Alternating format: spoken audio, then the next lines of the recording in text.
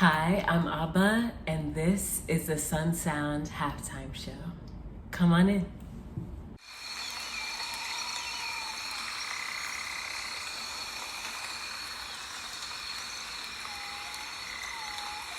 We have been reading jazz. It has been amazing so far. We're halfway through. We just completed chapter 5. So I wanted to take this opportunity to pause and to talk through some of the themes and the things that we're seeing happening in the story so far. I'm just gonna be reading some of my own notes that I've made and talking about certain things that jumped out to me and spoke to me. I would love for you to share what you think so far and your opinions about the book below in the comments. If you haven't read the book, please stop now and go back and listen to the audio recordings of chapters 1 through 5 because there will be spoilers in this video. Yeah, let's get started. So the very first thing I noticed when I opened Jazz was that the first word in the book is actually a sound. And we know that jazz was inspired by jazz music, and Mother Toni talks about that, how she wanted to create something that felt that way. So this STH here, when I first read it, I was like, is this an abbreviation? What is this? And then I thought about it and I realized that I know the sound. Every Black person I know knows the sound. My African family members use the sound. We know the sound. It's everywhere. And it's that sucking of teeth sound. Like, I have a gap, so it's a little bit hard for me, but that sound struck something in my mind when it comes to the narrator. And I think that some people find this book to be a little bit confusing or a little bit tricky because they're trusting the narrator off rip, which, although I understand why, we just automatically know that we wouldn't be hearing this story if it wasn't for the narrator. But I feel like this is one of the most masterfully created, unreliable narrators ever. One of the first notes that I wrote was that the narrator, when they're speaking, they are weaving together opinion, fact, fiction, and intention, and we are eating all of that up. And the way that the story is told is like a song. There are stanzas, there are hooks, there are refrains, all of that is within it. And I feel that the narrator, the way that the narration is put together, it leaves room for us to make judgments and to make our own observations. But you have to want to do that.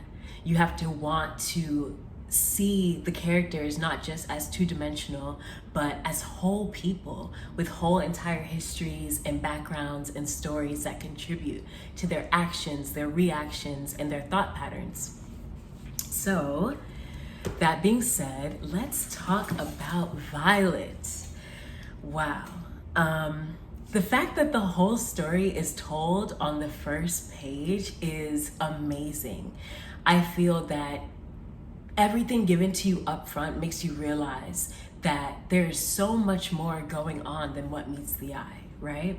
So in the beginning, where Violet goes to cut the face of the girl in the coffin, and that being seen as the most shameful act, versus Joe, who actually shot and killed this freshly 18-year-old girl, that being seen as an act of passion.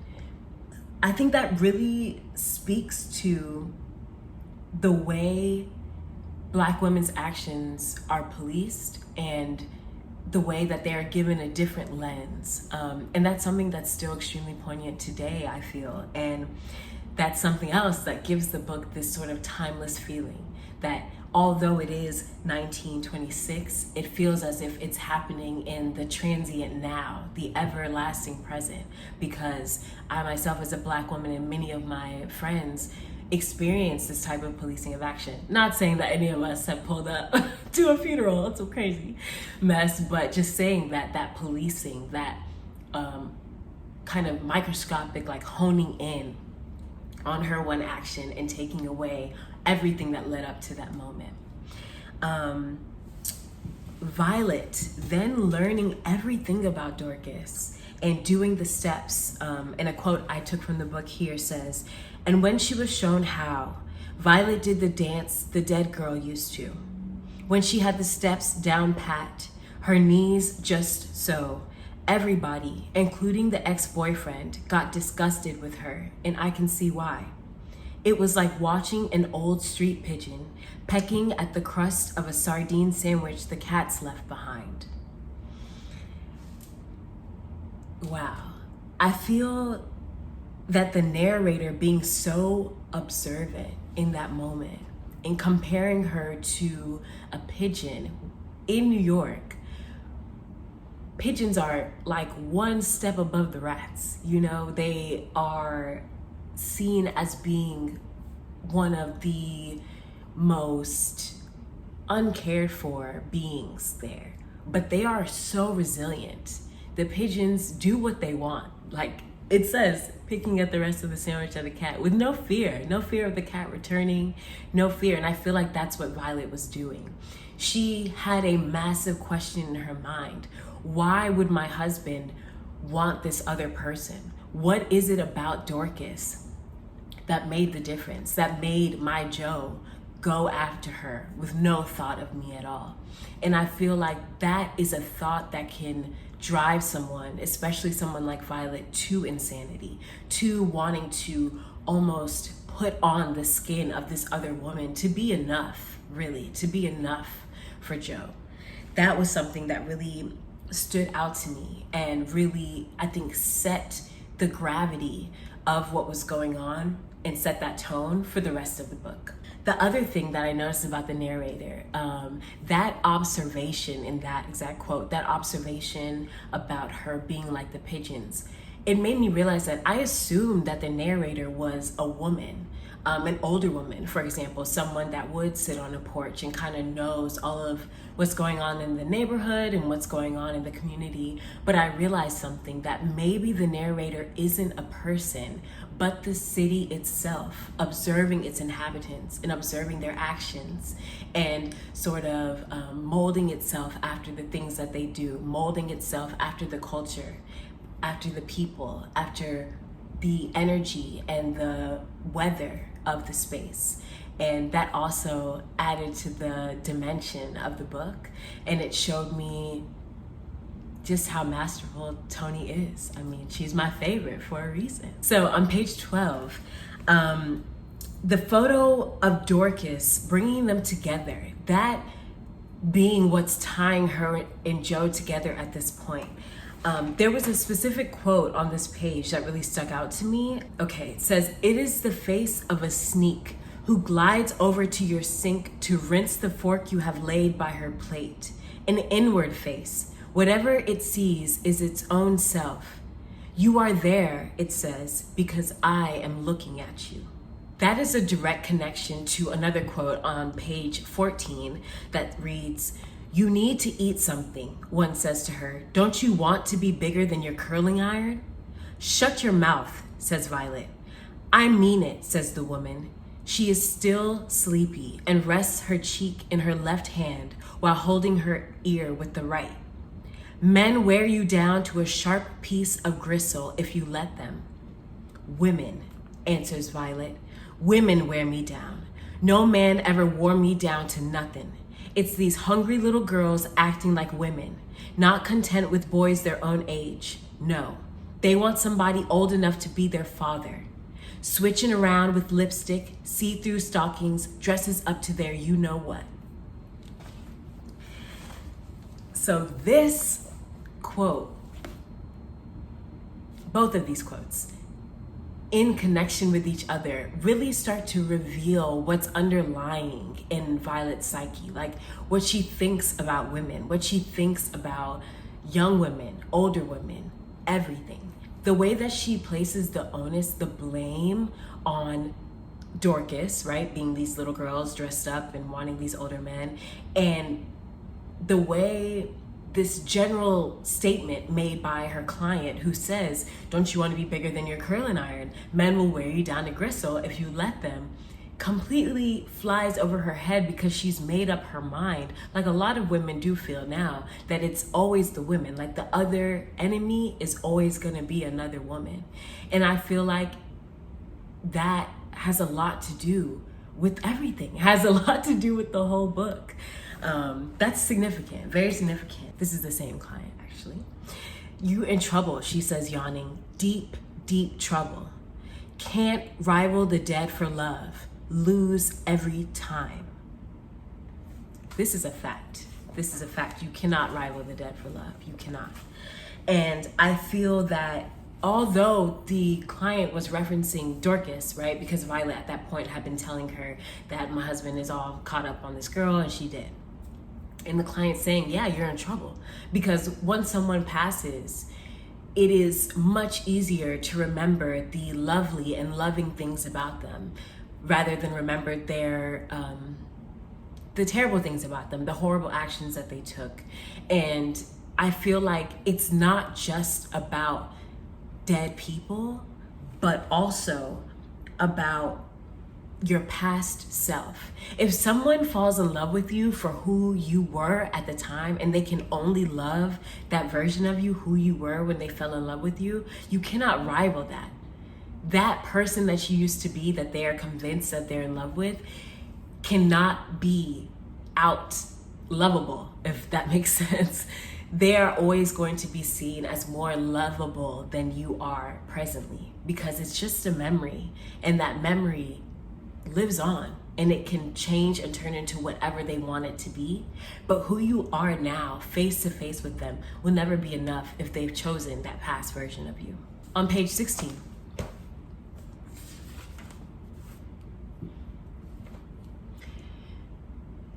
The quote reads, "This notion of rest, it's attractive to her, but I don't think she would like it. They are all like that, these women, waiting for the ease, the space that need not be filled with anything other than the drift of their own thoughts. But they wouldn't like it. They are busy and thinking of ways to be busier, because such a space of nothing pressing to do would knock them down. No fields of cowslips will rush into that opening, nor mornings free of flies and heat when the light is shy. No, not at all. They fill their mind and hands with soap and repair and dicey confrontations, because what is waiting for them in a suddenly idle moment is the seep of rage. Molten, thick and slow moving, mindful in particular about what in its path it chooses to bury. Or else, into a beat of time and sideways from under their breasts slips a sorrow they don't know where from." So powerful, so powerful. This quote is not just about these women, but all women, and all, I believe, Black people. I feel that we have this urge, this motivation to just keep going. There's always something to do, to be done, to be thought about, these dicey confrontations to be had. Because if we were to stop and pause, the overwhelming feeling of rage, of power, of sorrow, of quietness would be too much almost to handle. And I feel that had Violet paused any earlier in her relationship with Joe, she may have not found herself in this position. But without being taught how to pause and how to take time for oneself, it is almost impossible to simply stumble upon that type of learning and that type of knowing of oneself. I think that's why, although Violet feels that she is cracking, and there's another Violet that takes these more absurd actions, and Violent, as they call her and nickname her, is seen as someone outside of herself, is because that knowingness, that rage, that anger, that sorrow is too much to be contained in her one body. She has to create another body to hold all of that, and it's still not enough. Those are my highlights from chapter 1. There's so much more that goes on in that chapter, but I can't talk about everything. So let's move on to chapter 2.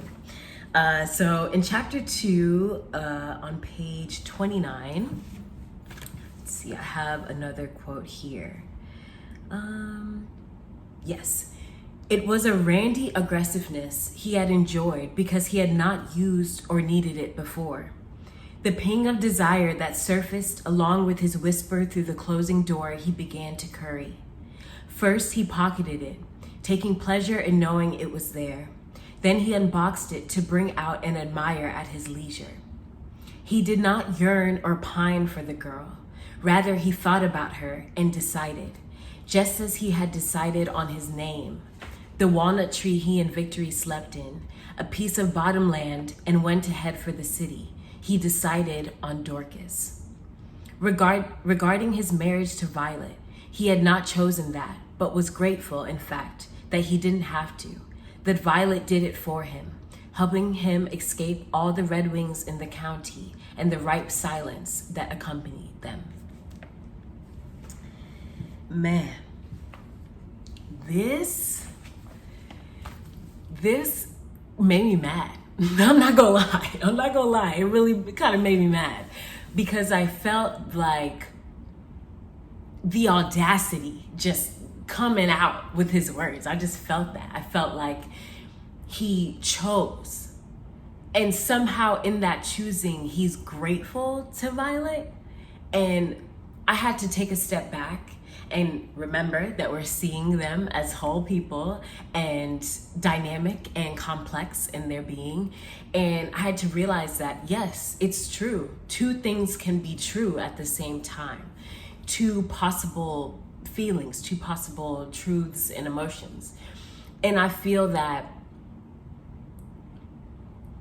the difference and the key thing that stuck out to me really when I got finished being all mad is that his cracking was a decision. It was voluntary. He chose to. Whereas Violet's experiences with her cracking were not. They were things that literally happened to her, right? Her sitting down in the middle of the street, her beginning to sleep with baby dolls. These were all things that were so overwhelming in her body that she did not have a choice. Because had she had a choice, she wouldn't have had those things. She wouldn't have taken those actions. But Joe decided. And I feel that the narrator in the beginning talking about how shameful, Violet's actions were against Dorcas, all the other people shaming Violet for going in there with the knife and trying to disfigure her, they are not privy to the knowing that he chose that. And I think that even those who do know that at some point he had to make a choice, there is an excuse there, all because he is a man.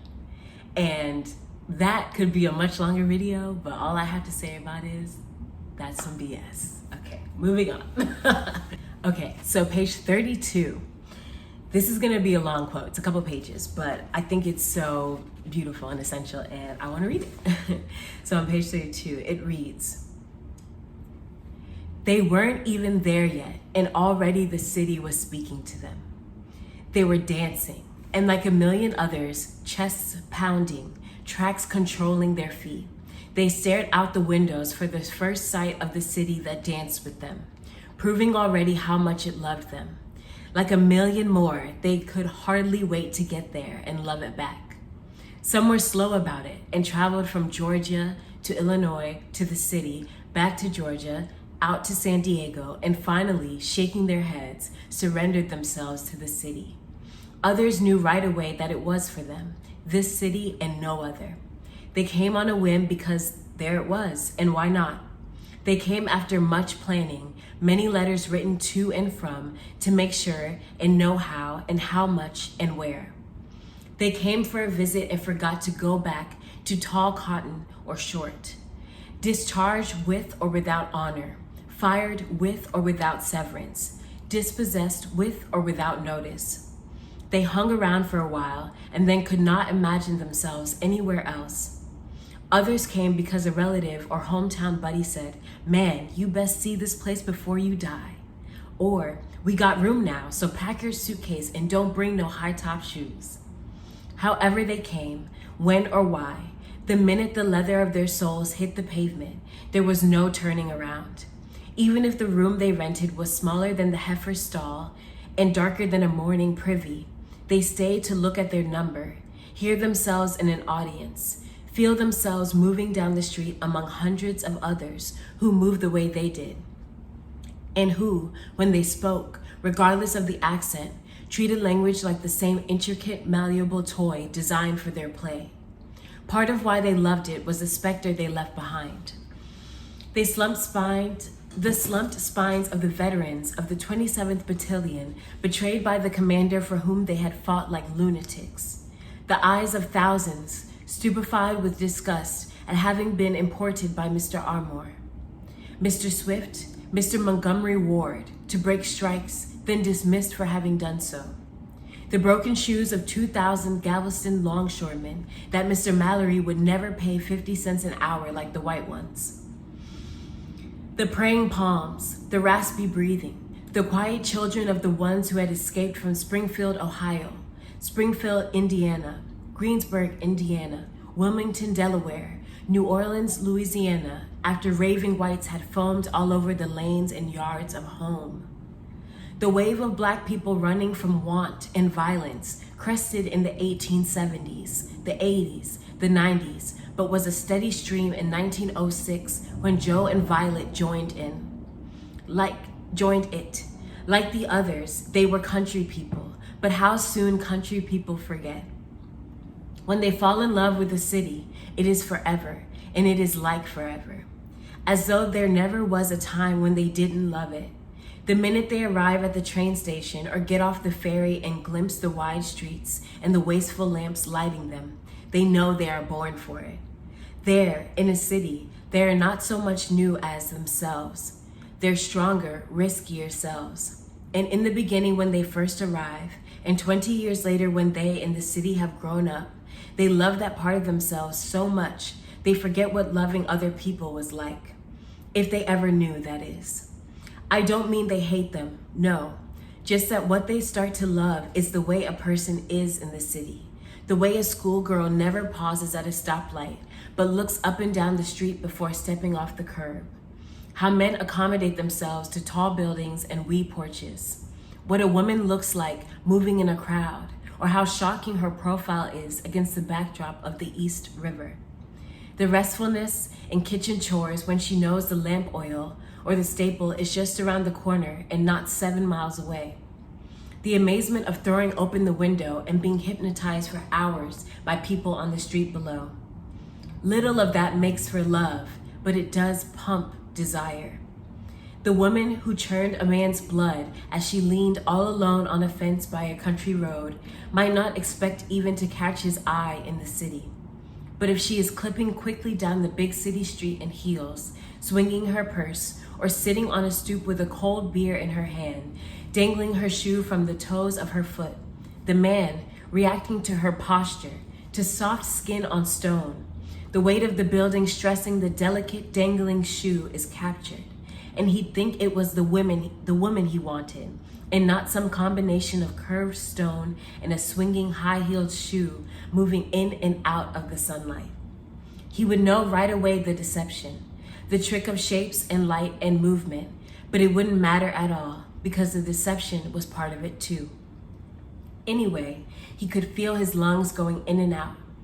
There is no air in the city, but there is breath, and every morning it races through him like laughing gas, brightening his eyes, his talk, and his expectations.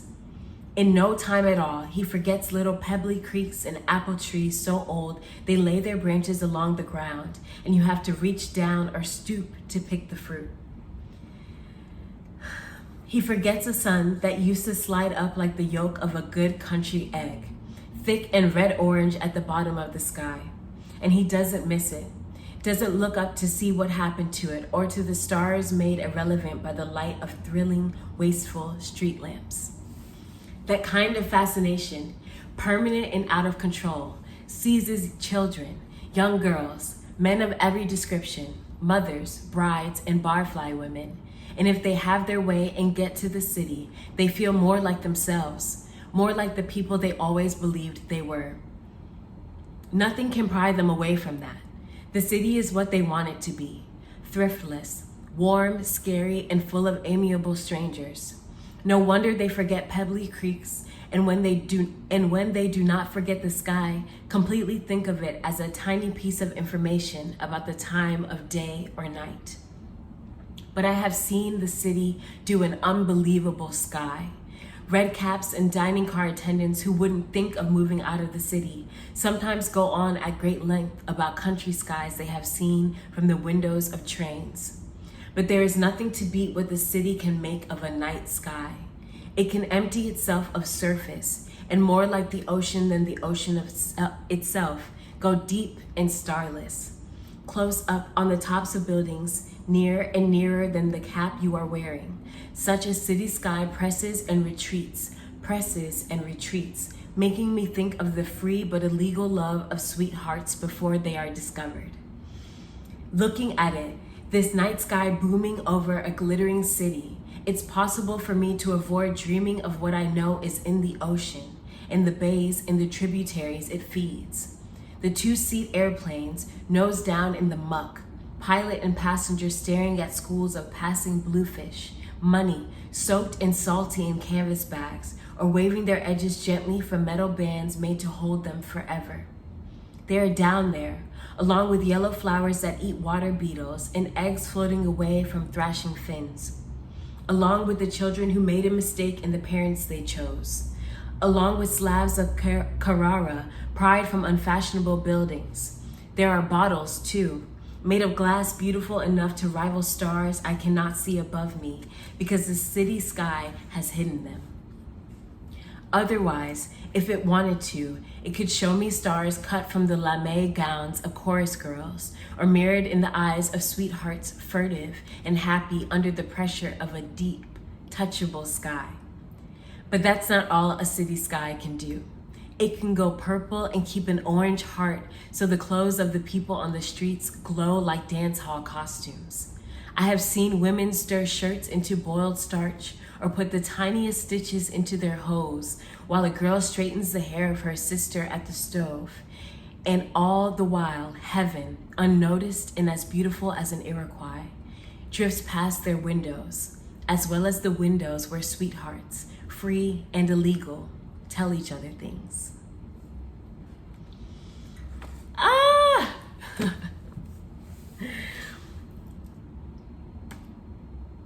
This few pages makes me so emotional because I am from Virginia and I moved to New York and I felt as if I was myself there. And reading this made me feel that feeling all over again. And I feel that here the narrator is not just New York City and not just the country, but Earth itself, nature itself, observing itself, seeing itself from the outside and the inside simultaneously. And it's just so beautiful. And I think it just paints this incredible feeling into life. And New York is exactly the same as it is in the book. And that is incredible. For a place that is ever changing, to still have this essence and to still keep this energy, it just shows that it has always been and always will be. Yeah.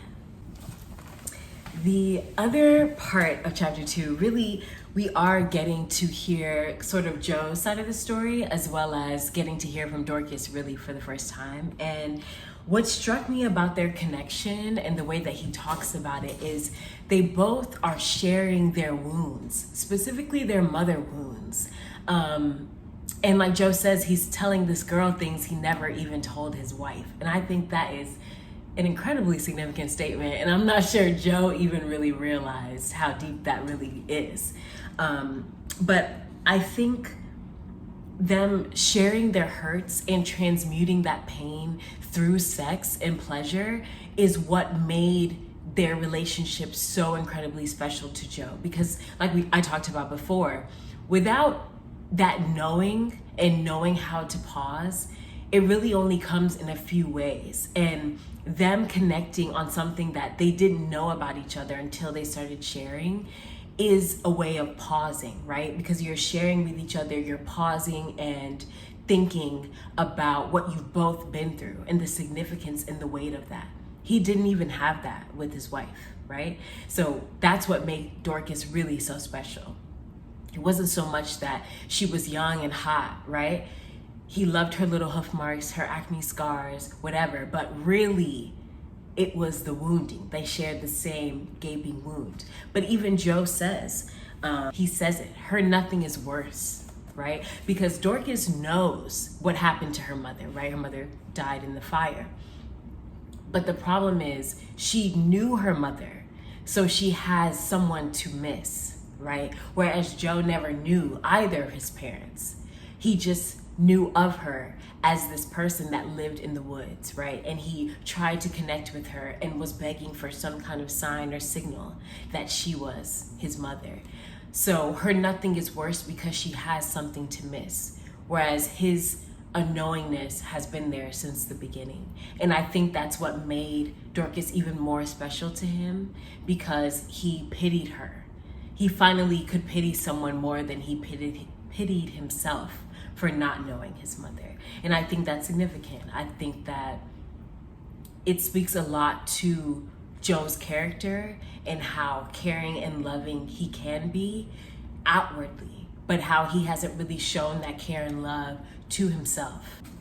And that quote was about her nothing. It's on page 38.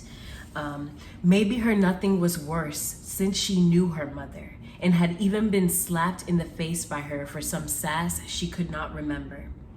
But she did remember and told him so, about the slap across her face, the pop and sting of it, and how it burned. How it burned, she told him, and all of the slaps she got, that one was the one she remembered best because it was the last.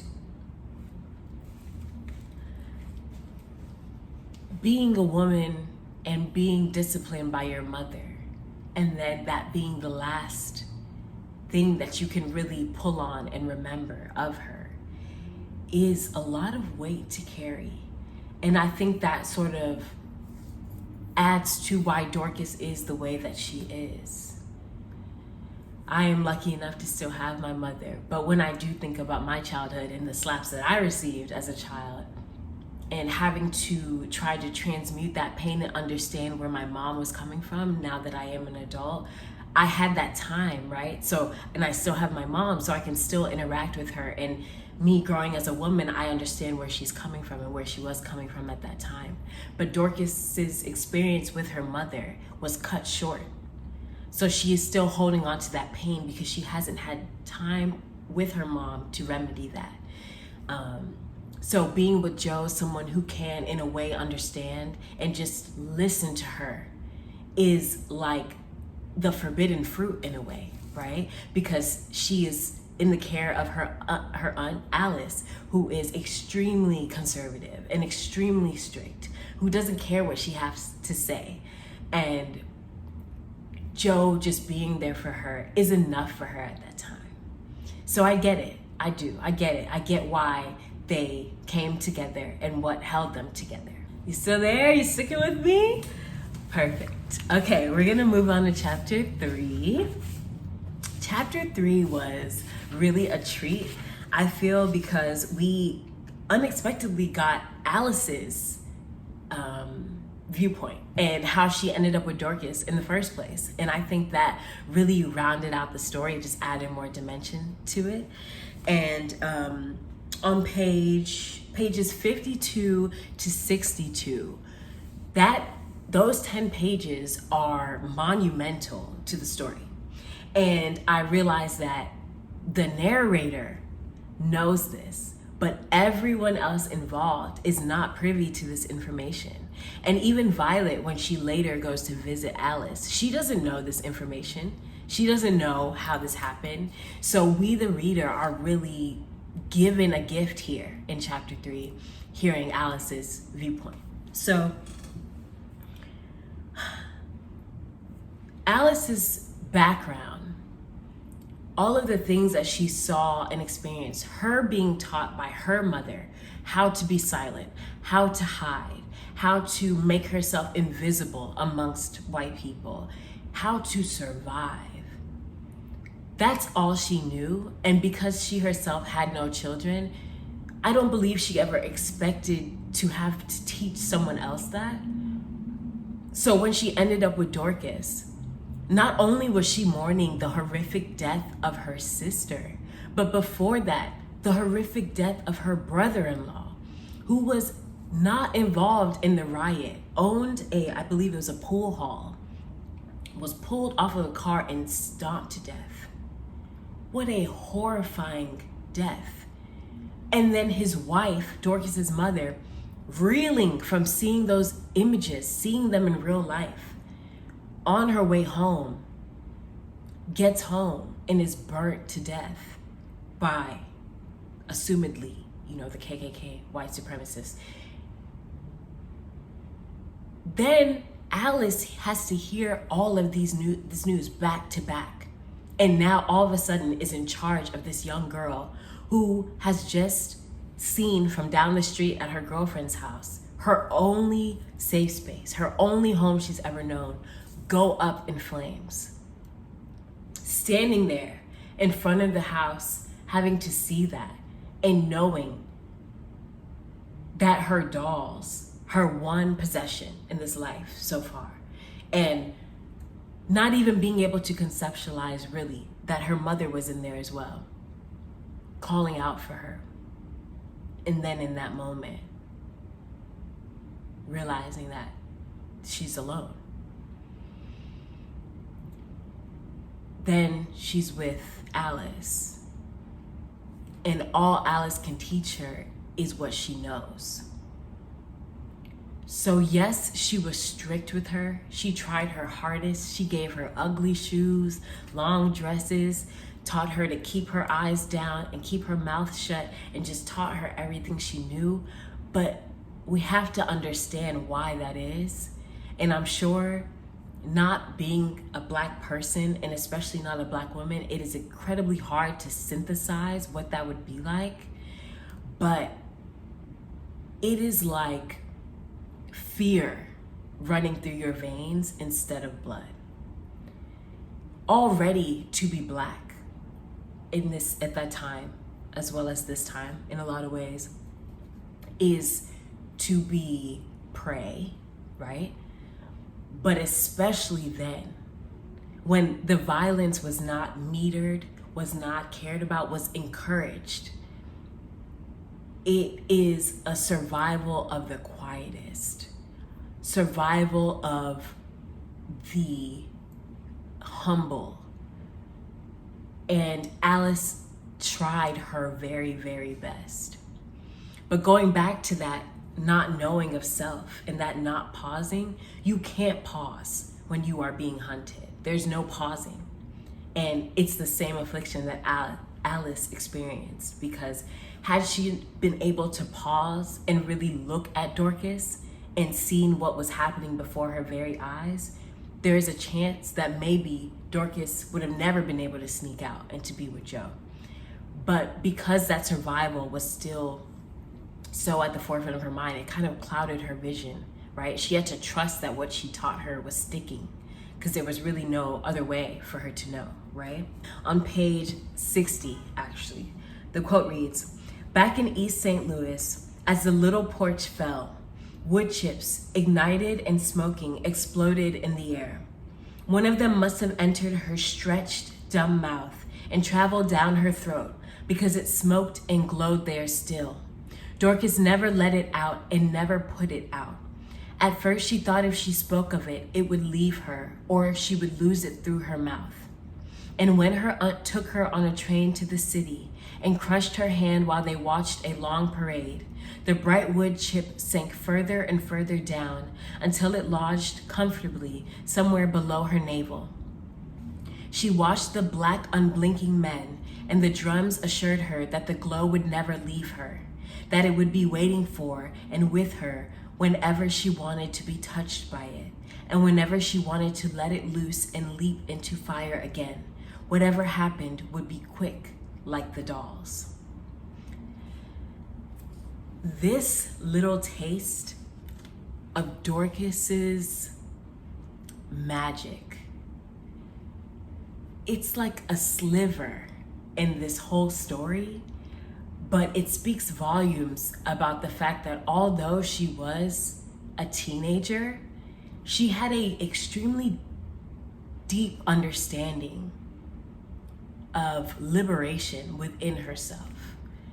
She did not have the same fear, and I believe it's because she saw such a traumatic thing at such a young age, and because she was so young, she was able to sort of,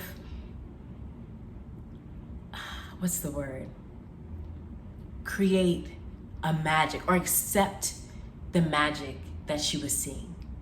Not magic as in hocus pocus, but it's such a tremendous idea to understand that this burning home is yours and that your mother is in it and that you'll never see her again. And that an ember must be the thing that's glowing in your stomach.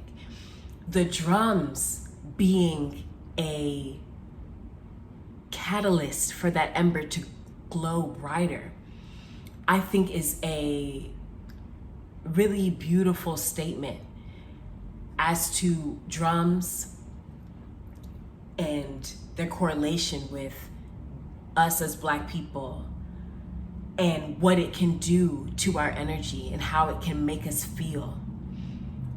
Said so simply like that, it's easy to be missed, but it stood out to me because it fueled her. She was not worried because she knew, like she said, whenever she wanted it to leap out again like a fire, whatever happened would be quick, like the dolls. I believe that that was her situation with Joe. I think that that was the ember coming out of her, and that was the fire, was their relationship. And what happened was quick, like the dolls. I also had this thought that the same way that Dorcas's boldness was preserved by that ember within her, I believe that Joe shot her, not with the intention of her dying, but still shot her in a way to preserve her for himself. And I feel like that is a difference between the male audacity and the feminine audacity. Because I feel that he was trying to preserve her as she was for himself, whereas she was preserving herself for herself, if that makes sense. I think he killed her, he shot her for her breaking up with him, right? Assumedly breaking up with him and wanting to preserve herself for herself. That is audacity. The audacity to say, no, you don't belong to you, you belong to me, and I'm gonna show you, right? And I feel like he could not see that in himself. He really genuinely thought that he was doing the right thing, right?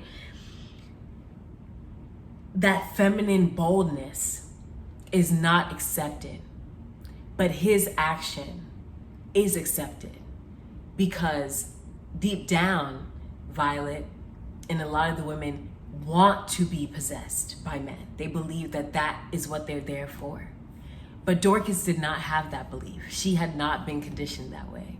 And because Alice was a single woman whose husband had already passed, there was no man in the household to enforce that feeling in Dorcas. So she didn't have that. And I think that makes her death even more sad because she was truly free in a way that a lot of the other women were not. The last thing I wanted to shout out in chapter 3 are the Miller sisters. What cool characters. They are so cool. I would love to have a book on just them and just their lives, because I think their stories are so cool. And I think and love how differently jaded they are than a lot of the other characters in the book. Neola, specifically the one who was engaged and then was broken up with and left sort of at the altar, whose arm curled up to hold the pieces of her heart.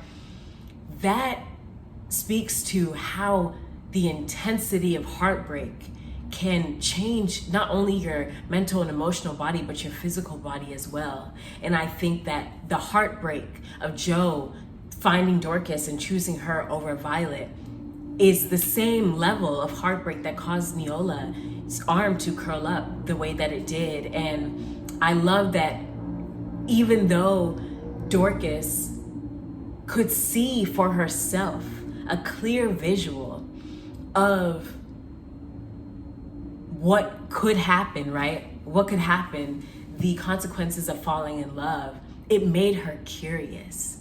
And I love that about Dorcas. She was fearless. And I love that Neola was this sort of spicy, kind of speakeasy character. She had her little cigarette and then she would just get all smoky, like, let me tell you a story. I loved that. And I loved that although they were devout and extremely Christian and they had their viewpoints, I love that Neola was still in touch in a way with part of who she was when she fell in love. And I love that they watched the children, because I think growing up with someone like that in your life adds dimension, right? It's not just the people that you know, but people that seem larger than life in a lot of ways. So yes. Okay, so let's move on to the brothers at the dance. Page 67. Dorcas has been acknowledged, appraised, and dismissed in the time it takes for a needle to find its opening groove. The stomach jump of possible love is nothing compared to the ice flows that block up her veins now. The body she inhabits is unworthy. Although it is young and all she has, it is as if it had decayed on the vine at budding time. No wonder Neola closed her arm and held the pieces of her heart in her hand. So by the time Joe Trace whispered to her through the crack of a closing door, her life had become almost unbearable. Almost. The flesh, heavily despised by the brothers, held secret the love appetite soaring inside it. I've seen swollen fish, serenely blind, floating in the sky, without eyes, but somehow directed. These airships swim below cloud foam, and nobody can be turned away from the sight of them, because it's like watching a private dream. That was what her hunger was like, mesmerizing, directed, floating like a public secret just under the cloud cover. Alice Manfred had worked hard to privatize her niece, but she was no match for a city seeping music that begged and challenged each and every day. Come, it said, come and do wrong. Even the grandmothers sweeping the stairs closed their eyes and held their heads back as they celebrated their sweet desolation. Nobody does me like you do me. In the year that had passed between the dancing brothers' dismissal and Alice Manfred's club meeting, the yoke Alice had knotted around Dorcas's neck frayed till it split. This is everything. Dorcas was so ready for Joe, and she did not even know it. She had no idea what was coming for her. In that moment, being dismissed by the brothers was like the worst pain possible.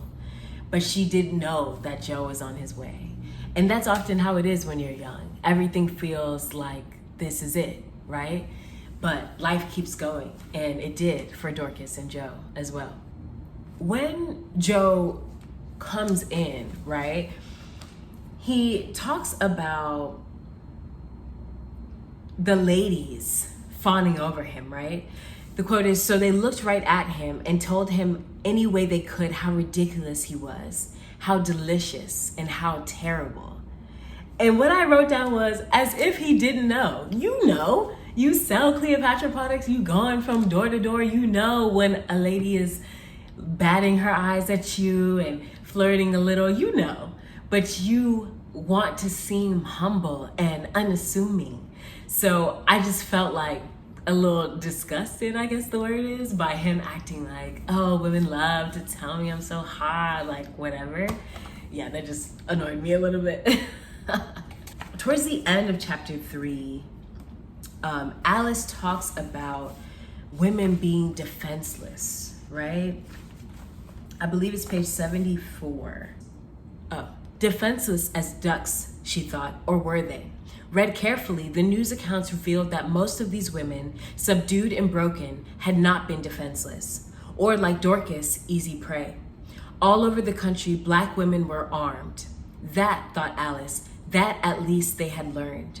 Didn't everything on God's earth have or acquire defense? Speed, some poison in the leaf, the tongue, the tail, a mask, flight, numbers in the millions producing numbers in the millions. A thorn here, a spike there. Natural prey, easy pickings? I don't think so. Aloud she said it. I don't think so.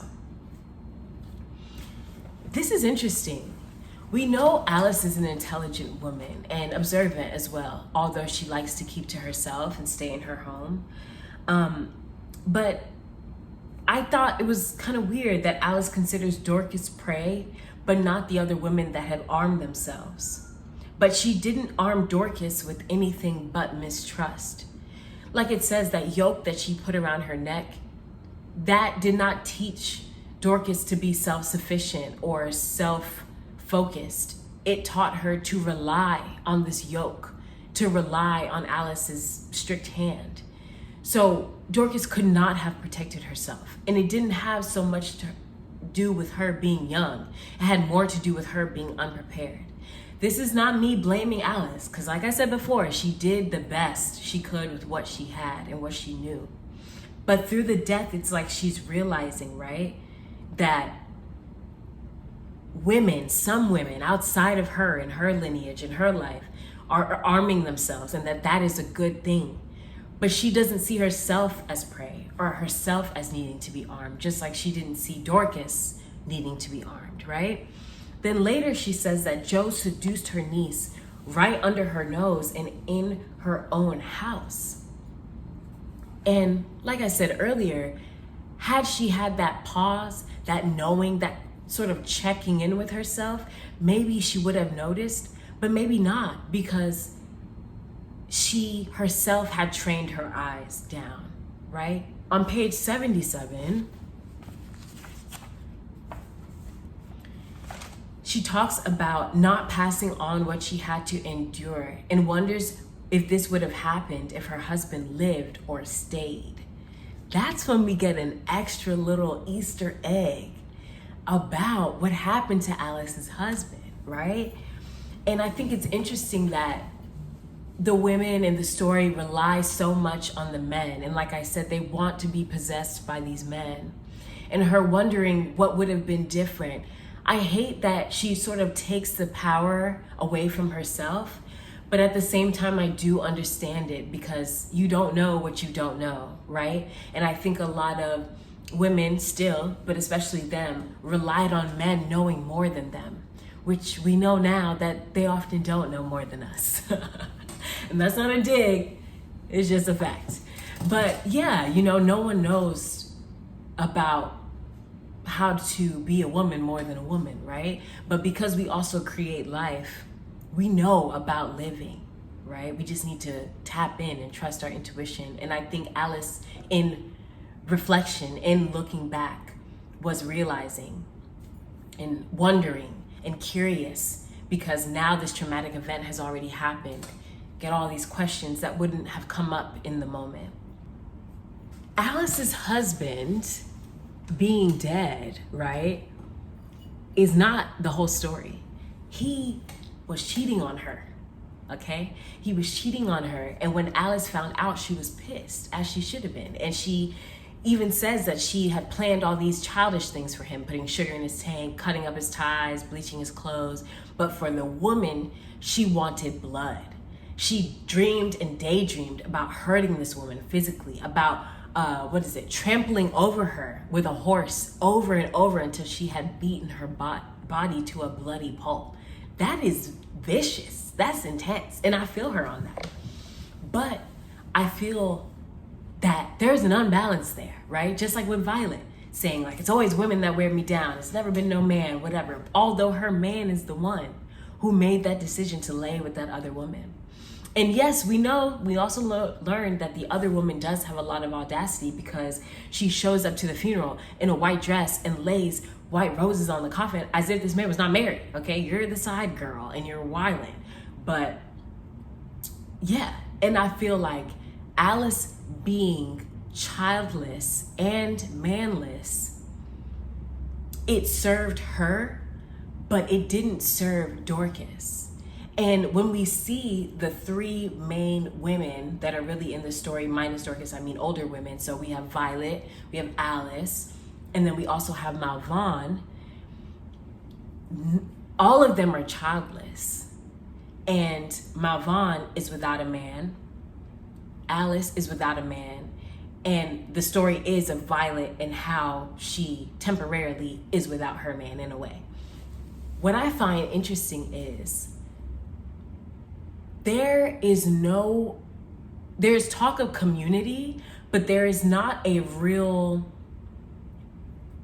sense of sisterhood between these women until Violet starts to visit Alice. But before that, it's almost like there's like the gossipy thing going on, but there's no real connection there. So I find it interesting that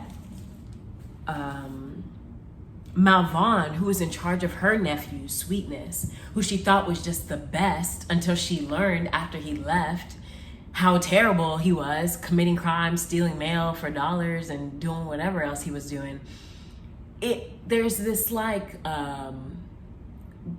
what's the word? Blinder on, or like just delusion almost about their effectiveness as mothers, taking on that motherhood role. And I just find it so interesting that when Malvern comes to Alice at the funeral and is then trying to tell her what Joe was doing and all the stuff that she knew, first of all, that was just so wild to me and disgusting. And secondly, Alice had no anger for Malvern. But Malvern knew what time it was. She knew what was going on. And that made me so sad, because she didn't even try to protect Dorcas at all. And she had the nerve to say, well, you know about my nephew's Sweetness? I did everything I could for him. I did everything a mother would, but you didn't. You really didn't. And I'm not a mother, but I know a lot of mothers, and I care for mothers, and I observe them, and I feel that enough was not done. And maybe that's because they didn't know enough, because people moving to the city, they're often, leaving their elders behind. So a new kind of dynamic is created in that way.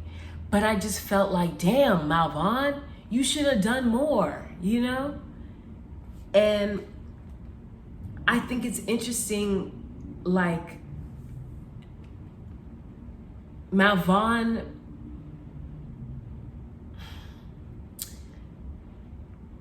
could never be what Violet ends up being for Alice, right? Because Violet does not assume that she knows everything. She does not assume that she knows what it is to be a mother. She knows that she has that desire, but more than anything, what she has is curiosity. She's curious. And that's what allows Alice to continue to be curious and to answer questions that I'm not sure she thought she knew the answer to, right? And I feel like for Malvern, Sweetness's departure was a relief in a way, because she no longer had anyone else to deal with. So when Joe came along asking to use Sweetness's room, it was like a easy thing, like an easy trade-off, However, the of Dorcas, her death was a void, right? Filled with the question of grief.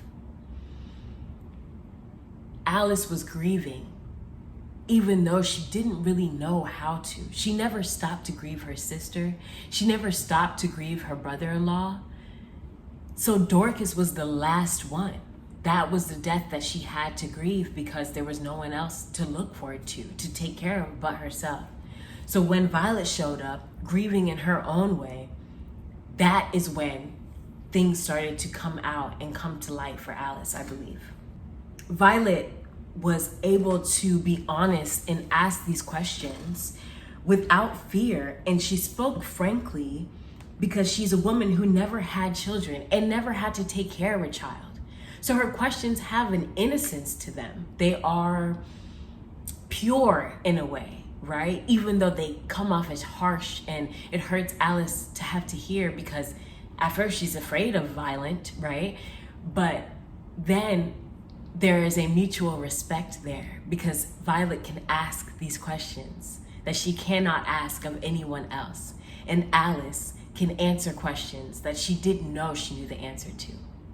That is an incredible exchange. And that is sisterhood to me. I feel like that shows what it really means to be women, to speak frankly, to answer openly and honestly, even if the answer is, I don't know.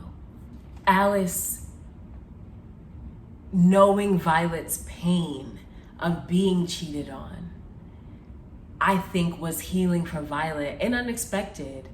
And I felt like the difference is, though, because her husband was the one that died, it diffused her pain. Like I said earlier, when someone dies, it's so much easier to remember the lovely and lovable things about them, or just forgive at the least, right? But because Violet has to see Joe every day and see him in the throes of grief over this girl that he shot, it's worse, right? Because she can't forget. The reminder's always there. Then she went and put Dorcas's photo on the mantle. It's just hammering it home, you know? So chapter 4, love it. We get to hear more about Violet's point of view and her upbringing, which I think really informs a lot about what we know about her personality. So this quote that begins on page 96.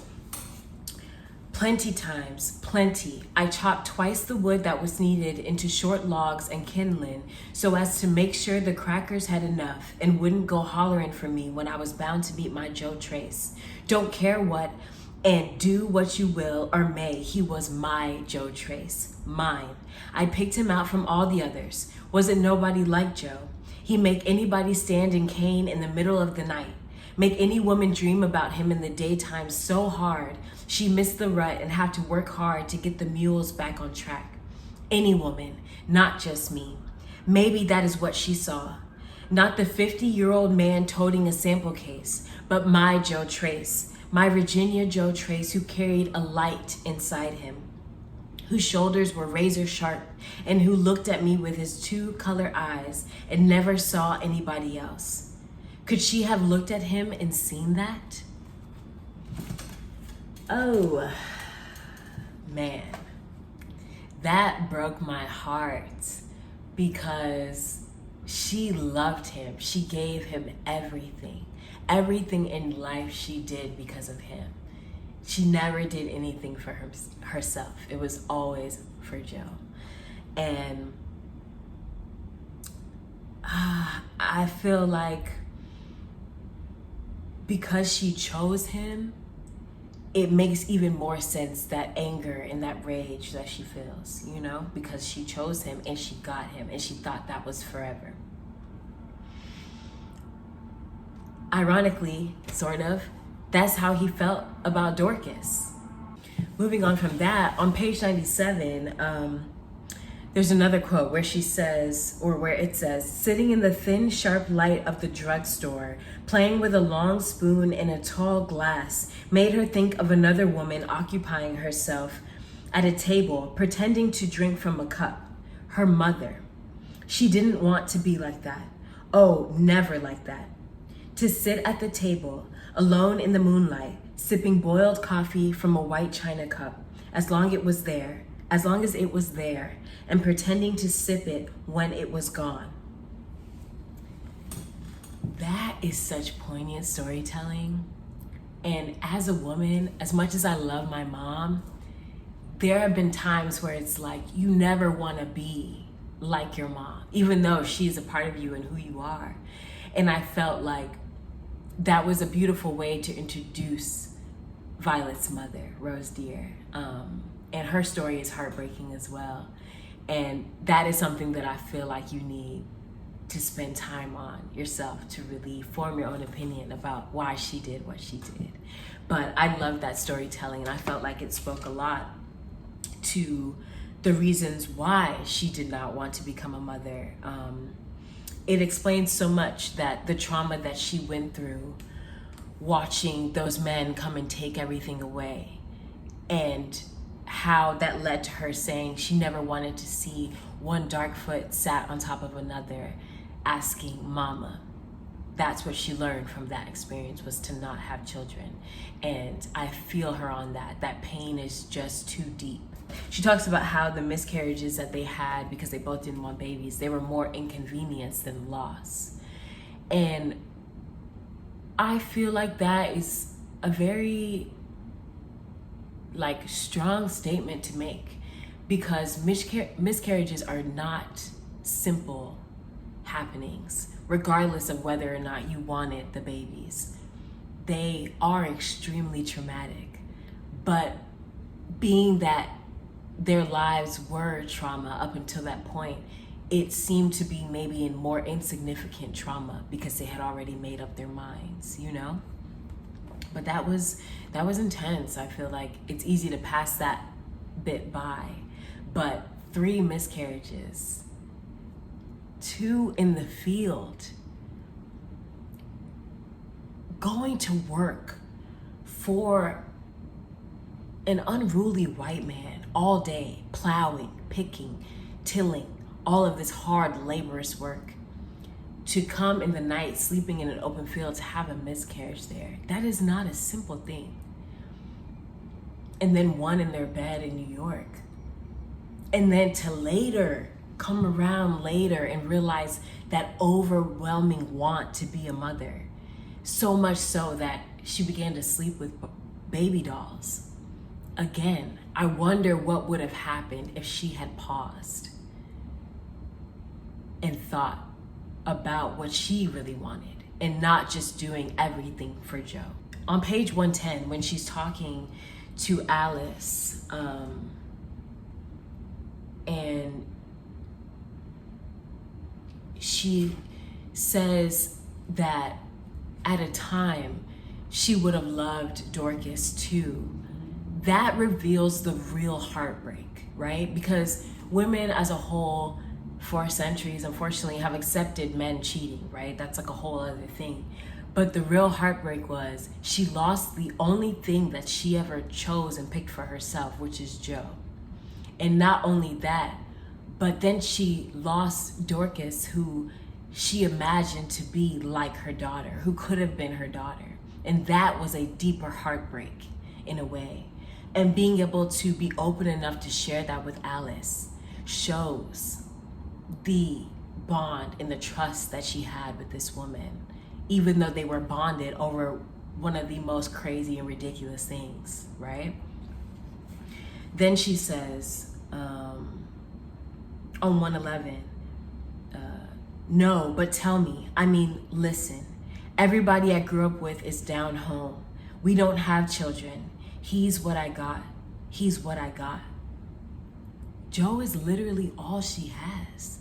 She doesn't even have herself. She thinks of herself as split between 2 people, someone she knows and someone she doesn't. And the only thing she has that's keeping her together is Joe. Then Alice says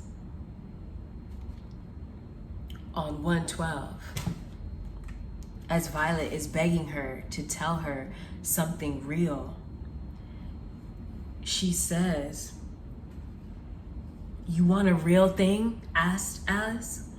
"I'll tell you a real one. You got anything left to you to love, anything at all, do it." Violet raised her head. And when he does it again, don't mind what people think. Mind what's left to you. You saying take it, don't fight. Alice put down her iron hard. Fight what? Who? Some mishandled child who saw her parents burn up?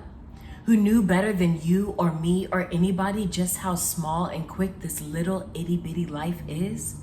Or maybe you want to stomp somebody with 3 kids and 1 pair of shoes.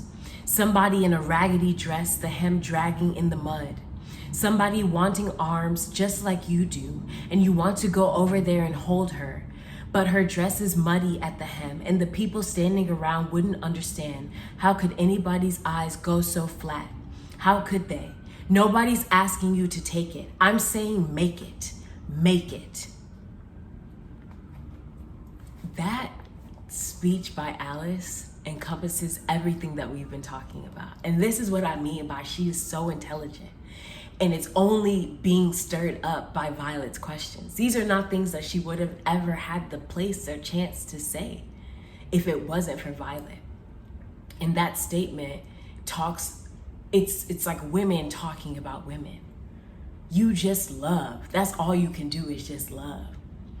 I just wish it ended with love yourself, right? Instead of giving all that love to Joe.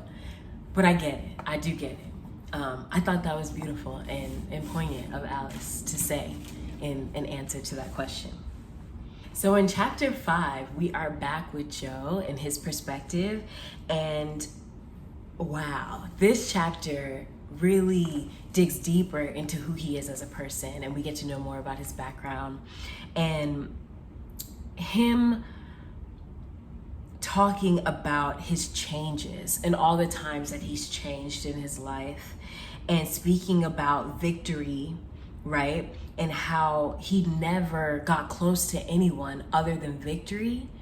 What? That was like a huge stopping point for me in the book. I had to genuinely put the book down and really think about what that meant for everyone else in his life, right? Victory was his childhood friend, and he was raised alongside of him, so really his brother. And the fact that he never trusted anyone but Victory, that includes Violet. He never trusted Violet to tell her anything about himself. That's crazy. That is so crazy. Like, can we take a second and think about that? Like, your whole life, you have never trusted anyone. And I believe that also includes Dorcas. He didn't really trust Dorcas because had he wouldn't have had to shoot her, right?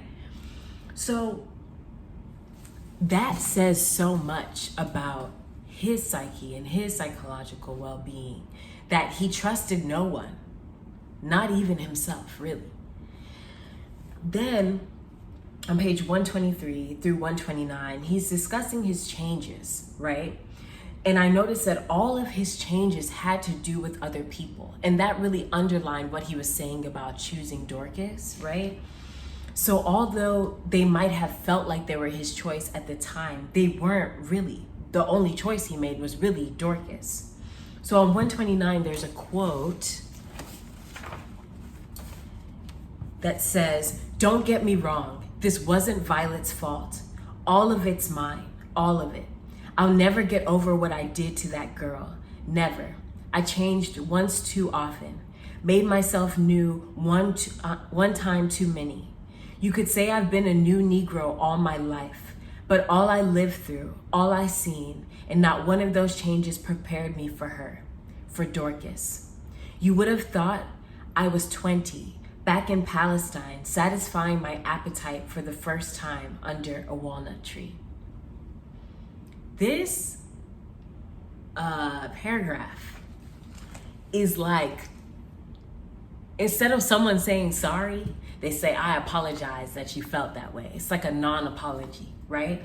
Because he says it's not Violet's fault, but because he never really cared for Violet deeply, even though he admits in this paragraph that she was his first time, just like he was her first time.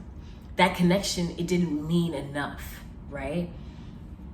He says it wasn't her fault, all of it was mine. And then says, "I'll never get over what I did to that girl." And of course, Death is obviously, killing someone, shooting someone is obviously like a heavier weight. But what about what you did to Violet? You took her whole life and you're not even sorry. What the actual hell? Then,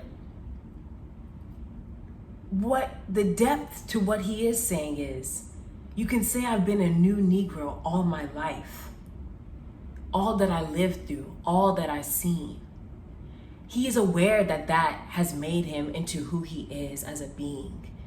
And I can appreciate that he doesn't use that as an excuse, and that he realizes that none of that prepared him.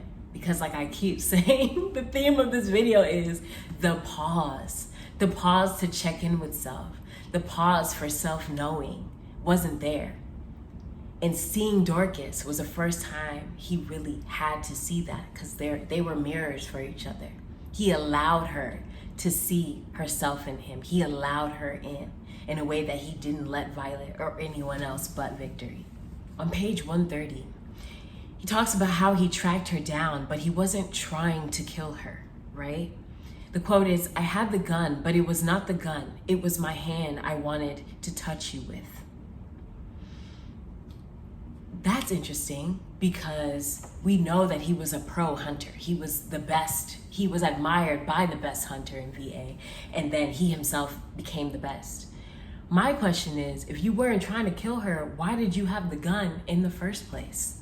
But that's not something we're ever gonna know. And just chalk that up to, I guess, rage. I'm not sure. I'm not sure what to make of that one. Then page 132, I know you didn't mean those things you said to me. Let me find the exact quote. I know you didn't mean those things you said to me. After I found you and got you to come back to our room one more time, what you said, I know you didn't mean. It hurt though. And the next day I stood freezing on the stoop, worrying myself sick about it. Nobody there but Malvon, sprinkling ashes on patches of ice. Across the street, leaning up against the iron railing, I saw 3 sweetbacks. 30 degrees, not even 10 in the morning, and they shone like patent leather. Smooth, couldn't be more than 20, 22. Young, that's the city for you. One wore spats and one had a handkerchief in his pocket, same color as his tie. Had his coat draped across his shoulders. They were just leaning there, laughing and so on. And then they started crooning, leaning in, heads together, snapping fingers. City men, you know what I mean. Closed off to themselves, wise young roosters. Didn't have to do a thing, just wait for the chicks to pass by and find them. Belted jackets and handkerchiefs, the colors of their tie. You think Malvon would have covered her mouth in front of them, or made roosters pay her in advance for the use of her place of a Thursday? Never would have happened, because roosters don't need Malvon. Chickens find the roosters and find the place too. And if there is tracking to be done, they do it. They look, they figure. Roosters wait because they are the ones waited for. They don't have to trail anybody. Look ignorant in a beauty parlor asking for a girl in front of women who couldn't wait for me to leave so they could pat on to the sooty music and talk about what the hell did I want to know about a girl not out of high school yet. And wasn't I married to crazy old Violet? Only old cocks like me have to get up from the stoop, cut Malvon off in the middle of a sentence, and try to walk, not run, all the way to Inwood, where we sat the first time and you crossed your legs at the knees so I could see the green shoes you carried out the house in a paper sack so your aunt wouldn't know you tapped down Lennox and up 8th in them instead of the Oxfords you left the house in. This portion had me thinking, damn, did he really shoot her on some like midlife crisis mess? Is that really what happened? You really woke up that day all disgruntled and befuddled because she said mean things to you and broke up with you? We don't know what she said, but you're mad about it. You see these young, sharp-looking roosters on the corner, and all you're thinking is, damn, I'm an old cock, and I have to do all this extra stuff, and she doesn't want me anymore. And because of that, because of how mad I am and how hard I had to try, I'm gonna make her pay? Like, is that really what's going on here? And I thought it was interesting that Malvon laughed and that the woman in the beauty parlor recognized that something was off and going on, but again, no one took the time to push it any further or ask any further questions. So interesting that question that comes to mind is what really makes community, what really created that close-knitness at the time. I wish I could sit at Toni's feet and ask her these questions. I'm so curious. I want to know what she said to him. I really want to know. And then on page 133, this is my very last excerpt, my very last thing. 133, let's see. I told you again, this is in reference to that first time that they met, the first time that they met up. I told you again that you were the reason Adam ate the apple and its core. That when he left Eden, he left a rich man. Not only did he have Eve, but he had the taste of the first apple in the world in his mouth for the rest of his life. The very first to know what it was like, to bite it down. Hear the crunch and let the red peeling break his heart. You looked at me then like you knew me, and I thought it was really Eden. And I couldn't take your eyes in because I was loving the hoof marks on your cheeks. You are the reason Adam ate the apple and its core. That is some smooth shit. I can't even lie. That's pretty smooth. Page 134. Joe says, anything just for you. To bite down hard, chew up the core, and have the taste of red apple skin to carry around for the rest of my life.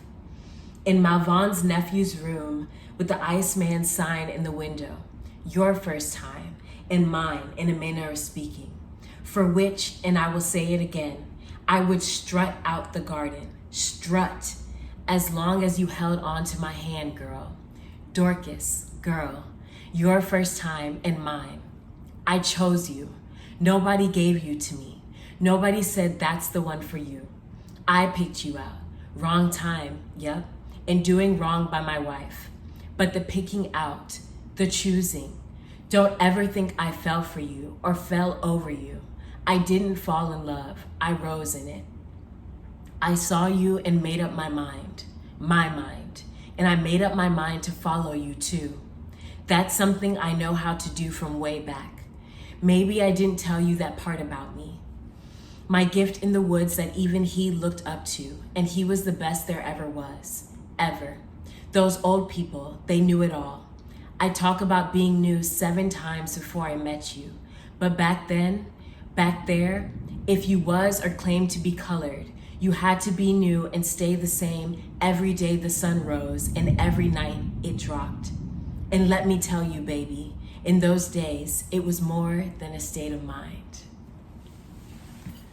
Wow.